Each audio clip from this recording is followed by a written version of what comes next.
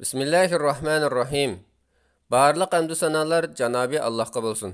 Şundaqla Peyğəmbərimiz Muhammed sallallahu alayhi və sallamga, ail tavabatlarga, ashablarga və o zatqa taki qiyomatgacha ergashganlarga durud salamlar bolsun. Ulug' Juma kuni musulmonlar uchun haftalik hayit bo'lganligi va u kunda duo ijobat bo'ladigan bir soat borligi jihatdan u kunda tabriklashni sunnat yoki dinda alohida buyurilgan ish davolmasdan yaxshi tilaklarda bo'lish va tabriklash yuzasidan Juma muborak yoki Juma kuningiz barkatli bo'lg'ay va yoki Allah qabul qilg'ay degandek iboralar bilan qarindishini tabriklasa yoki duo qilsa buning cheklindigan yoki bid'at bo'ladigan tarafi yo'q.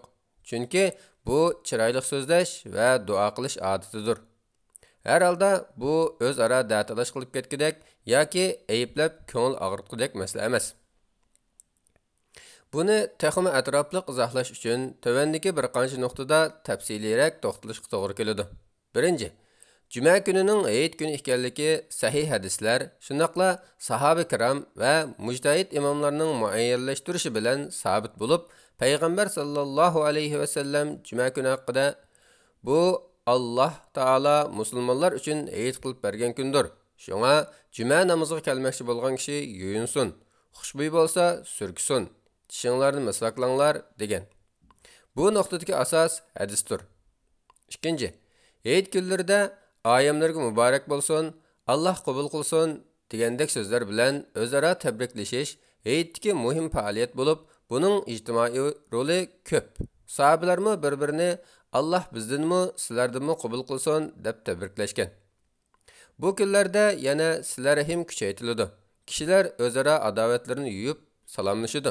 Hayit kunida chiroyli yasanish va pokizlanish tashabbus qilinadi. Bu va boshqa nurg'un jihatdan Juma kunimi ikki hayitga o'xshash. Jabir ibn Abdullah radhiyallohu anhuma rivoyat qiladi-ki, payg'ambar sallallohu alayhi va sallamning ikki hayit va Juma kunida kiyadigan bir to'ni bor edi. Hayit kuni Juma kuniga to'g'ri kelgan bir kuni xalifa Osman ibn Affan radhiyallohu anhu hayit namozini o'qib bo'lib so'zlagan xutbasida: "Ey xaloyiq, bu sizlarga ikki hayit jam bo'lgan bir kundir" degan. Hazreti Ömer va Ibn Abbas radhiyallohu anhular: "Bugun sizlarning dininglarni butun qildim. Sizlarga ne'matimni tamomladim. Islom dinini sizlarning dininglar bo'lishga tanladim" degan oyat haqida, bu oyat Juma kuni va Arafat kunidan iborat musulmonlarning ikki hayit kunida nozil bo'lgan degan. Imom Abu Hanifa rahmatullohi alayh mundaq degan: "Ikki hayit namozi bilan Juma namozi bir kunga to'g'ri kelib qolsa, birinchisi hayit namozi sunnatdir, ikkinchisi Juma namozi farzdir. Ikkisining hech biri tarq qilinmaydi. Har ikkisida ulluq qiroat qilinadi." Imom Ibn Taymiyya Juma kunining islom ummati uchun haftalik hayit kuni qilinganligi va u kunda musulmonlar hajga o'xshash jami shaharlarda ulug' Juma namoziga jam bo'lganligi haqida payg'ambar sallallohu alayhi va sallam Juma kunini bir necha hadisda hayit deb atagan va uningda hayitlik aloylik bo'lganligi uchun shu kunila ayrim ro'za tutishdan cheklagan degan. Imom Ibnul Qayyim Juma kuniga xos 33 aloylikni sanab, 13-si u haftada bir takrorlanib turadigan hayit kunidir degan. Allama Ibn Rajabmi Juma kuni hayitlardan bo'lib, roza va qurbon hayitlar yillik 2 hayit bo'lganidek u haftaning hayitidir degan. Yuqorqi bayonlar Juma kuni hayit kuni ekanligini isbotlashga yetarlik bo'lib, buningda jami olimlar birdek qarashdidir. Juma kuni hayit kuni bo'ladigan yillik 2 hayitga o'xshashla uningda tabriklash va yaxshi tilaklarda bo'lish dinimizda cheklanadigan odat emas. Demak, bu nuqtadagi asos qiyosdir. 3. Umum jihatdan musulmonlarning bir-biriga duo qilish yaxshi ish bo'libmi Juma kunida duo ijobat bo'lgan bir soat bordir. Abu Hurayra radhiyallohu anhu rivoyat qiladi-ki, Abul Qosim sallallohu alayhi va sallam Juma kunida duo ijobat bo'ladigan shundoq bir soat borki, musulmon bir banda turib namoz o'qib Alloh taoladan biror narsani so'ragan chaq ashu vaqtga to'g'ri kelib qolsa, Allah uning tiligini bermay qo'ymaydi deb qo'li bilan ishorat qilib, bosh barmoq uchini o'rta va chimchiloq barmoqlarining birinchi ugisiga qo'ydi. Biz u vaqtni nihoyat qisqa demoqchi deb tushundik. Bu dua tilaklar shu soatga udul kelsa ijobat bo'lib ketadi. Bu sababdan dua tariqasida juma kunlari xayrlik, barakatlik bo'lg'ay desa, buning cheklanadigan tarafi yo'q. Bir olim uni cheklagan ahvolmi yo'q. Rabbimiz mendan tilanglar, ijobat qilaman va qullarim sendan men to'g'riliq so'rasa, aytqinki, men haqiqatan ularga yaqinman. Mendan tilasa duo qilg'ishining duosini ijobat qilaman deb buyurgan bo'lib, oyatdagi tilash umumlikni bildirdi va juma kunida duo qilishni o'z ichiga oladi. Kishilarga yaxshi so'z qilinglar degan buyruqmi shundoq. Buningdan sirt yana sahih hadislarda juma kunida payg'ambar sallallohu alayhi vasallamga durud salom yo'llashning fazilati bayon qilingan. Avs ibn Avs radhiyallohu anhu mundaq rivoyat qiladi. Payg'ambar sallallohu alayhi vasallam bir haftadagi eng afzal kunlaringlardan biri juma kuni bo'lib, Odam alayhissalom shu kuni yaratilgan, shu kuni vafot topgan. İnsanlarning qabrdan chiqishi uchun chalinadigan sur shu kuni chalinadi. İnsanlarning hammasini o'ltiradigan surmi shu kuni chalinadi. Shunga u kunlari menga ko'p durud o'qinglar, o'qigan durudinglar menga ko'rsatilib turdi dedi. Sahabalar: "Ey Rasululloh, durudlarimiz janoblariga qanday ketib turdi? Janoblari u chaqda chirib ketadigan tursalar" deb so'ragan edi. Payg'ambar sallallohu alayhi vasallam: "Allah ziminga payg'ambarlarning jasadlarini chiritishni harom qilgan" dedi. Durud salommu amaliyotda payg'ambar sallallohu alayhi vasallamga, oil taobatlarga yoki butun mu'minlarga xayr barakat tilashdan iboratdir. Ba'zilar bu kunda yuz bergan va yuz bergisi Odam alayhissalomning vafoti, sur chelinishi bilan barcha insonlarning o'lishi qatorliq cho'ng voqealar juma kunining fazilatini bayon qilish uchun aytilmagan, u voqealarning cho'ng voqealar ekanligini bayon qilish uchun aytilgan degan bo'lsa-mu, yana ba'zilar balki fazilatining kattaligini bayon qilish uchun aytilgan. Chunki Odam alayhissalomning jannatdan chiqishi uning urug' avlodlarining, anbiya payg'ambarlarning va solihlarning vujudga chiqishiga sabab bo'lgan. Qiyomatning qoyim bo'lishi payg'ambarlar, siddiqlar va solihlarning tiz mukofotlanishiga va ularning martabasi va sharafini ro'yobga chiqarishiga sababdir degan. Hadisda payg'ambar sallallohu alayhi vasallamning bir haftadagi eng afzal kunlaringlardan biri juma kunidir degan iborasimi u voqealiklarning juma kunining fazilatining kattaligini bayon qilish uchun aytilganligini aniq ko'rsatadi. Buni boshqa hadislarmi ta'kidlaydi. Masalan, payg'ambar sallallohu alayhi vasallam mundaq degan: "Kunlarning eng yaxshisi juma kuni bo'lib, bu kunda Odam alayhissalom yaratilgan ham bu kunda jannatdan zamonga tushirilgan. Allah Taala Odam alayhissalomning tavbasini juma kuni qabul qilgan. Odam alayhissalom juma kuni vafot topgan. Qiyomat juma kuni qoyim bo'ladi. Juma kuni ins jindan boshqa barliq jonliqlar qiyomat qoyim bo'lishdan qo'rqib, tong atqandan boshlab kun chiqquncha jimjit quloq solib tinglaydi. Juma kunida bir vaqt bor bo'lib, har qanday musulmon bandaning namoz o'qigan holda Allohdan biror narsa tilab qilgan duosi bu vaqtga udullashib qolsa, Allah uning tiligini berdi. Payg'ambar sallallohu alayhi vasallam yana juma kuni kunlarning hojisi va eng ulug'i bo'lib, Allah Taolaning dargohida Qurbon hayit va ro'za hayitdan ulug'dir degan. 4.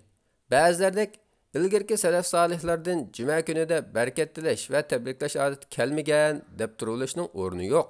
Chunki ularning kelmaganligi yo'qlikni yoki joiz emasligini isbotlamaydi.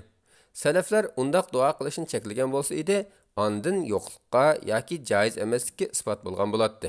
Bo'libmi, urf-odat qatori ishlarda texmi shundoq. Imom Ibn Taymiyya ikki hayitda tabriklash haqida tabriklash buyurilgan sunnat ish bo'lmaganidek cheklangan ishmi emas degan.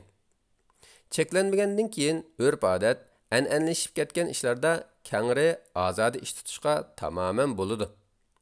Olimlarimizning tabriklashning o'zini urf-odat jumlasidan deb qaragan va uningda mubohlik asli qoida ekanligini, toki cheklaydigan biror dalil kelmaguncha muboh holatda qoldiganligini muayyanlashtirgan.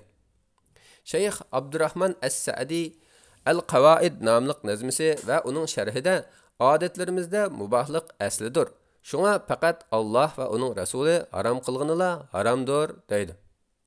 Shayx Usaymin Hazrati Aisha radhiyallohu anha rivoyat qilgan kimki dinimizda aslan yo'q bo'lgan biror ishni paydo qilsa, u ish rad qilinadi degan hadisni sharihlab mundaq deydi.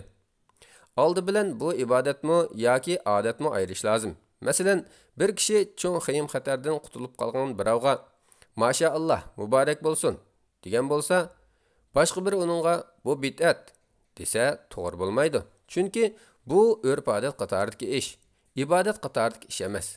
Shariatimizdami buni ta'kidlaydigan dalillar bor. Masalan, uzun bir hadisda kelishicha, Ka'b ibn Malik radhiyallohu anhuning tavbasi qabul bo'lganda, sahobalar uni tabriklashga boshlagan. Kishilar qilayotgan tabriklarning ko'pinchisini dalil bo'lmagan taqdirda bid'at deb etishga bo'lmaydi. Chunki u odat qatoridan, ibodat emas. Yana imtihondan o'tgan bir kishini ko'rganda muborak bo'lsin degan bo'lsa, buni bid'at desa o'rinsiz. Bir ish ibodatmi yoki odatmi deb arada qolgan bo'lsa, asli e'tibori bilan u odat bo'ladi. Uning ibodat ekanligiga dalil turg'izilmaguncha uni cheklashga bo'lmaydi. 5. İlgirki olimlarimizning buningga o'xshagan masalalarda tutgan mavqesi ham buning cheklanmaydiganligini ko'rsatdi. İmam İbn Qayyim Ka'b ibn Malik radhiyallohu anhuning tavbasi qabul bo'lganda, Talha radhiyallohu anhuning o'rnidan turib, yugurib kelib, qo'l ilishib, uni tabriklaganligi haqidagi hadis to'g'riliq. Bu hadis diniy jihatdan biror yangi ne'matga erishgan kishini tabriklashning, uningga o'rnidan turishning va qo'l ilishib ko'rishning mustahabligiga dalil bo'lib, mana bu xil tabriklash sunnat va mustahabdir. Biror dunyoviy foydaga erishgan kishini bundoq tabriklash joizdir. U kishini Allah'ның sana ata qilgani barkatlik bo'lg'ay degandek so'zlar bilan tabriklasa, ne'matni egasiga mansub qilish va uningga erishgan kishini muboraklash orqali duo qilish jihatdan bu xil tabriklash texim munosibdir degan. Ataqliq hadisshunos Hafiz ibn Hajar al-Asqalani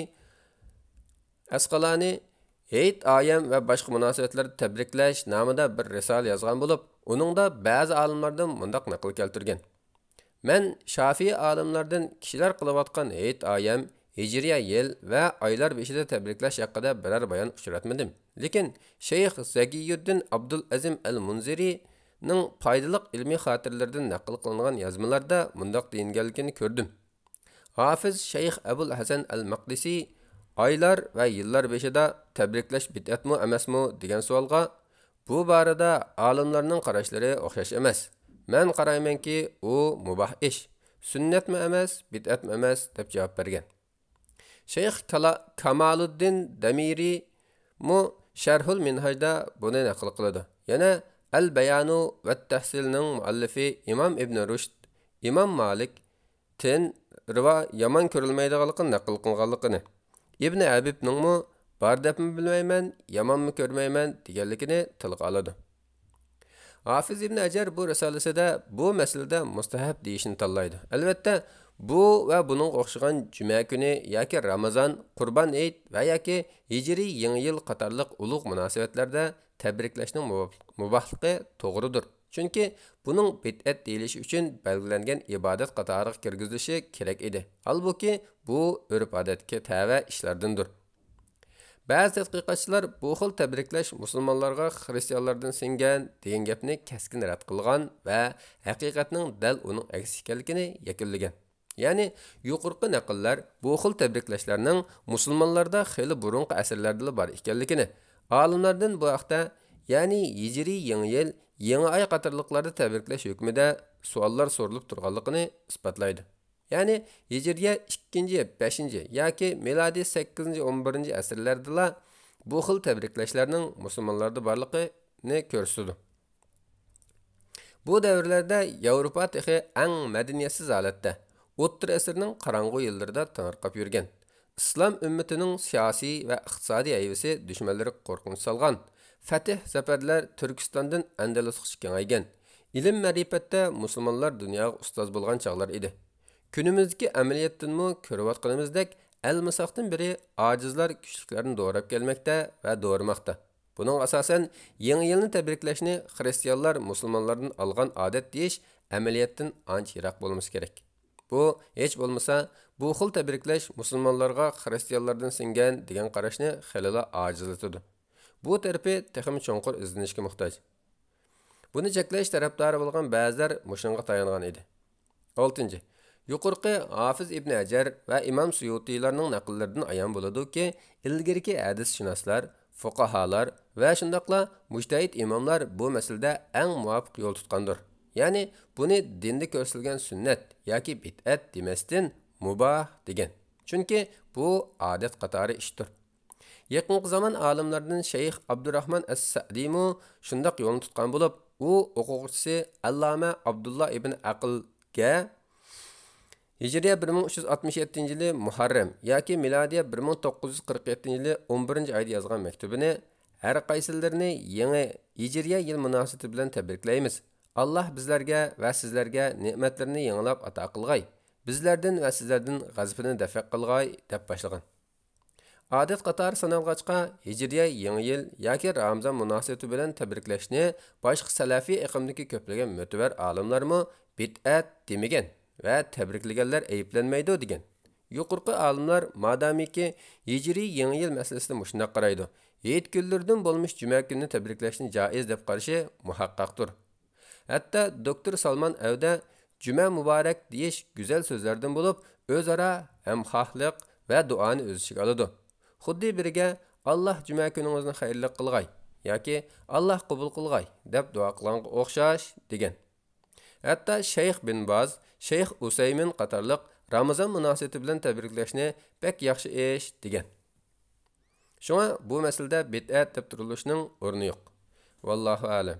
Fatvoda doktor Abdulaziz rahmatulloh 2020 yili 12-oyning 20-kuni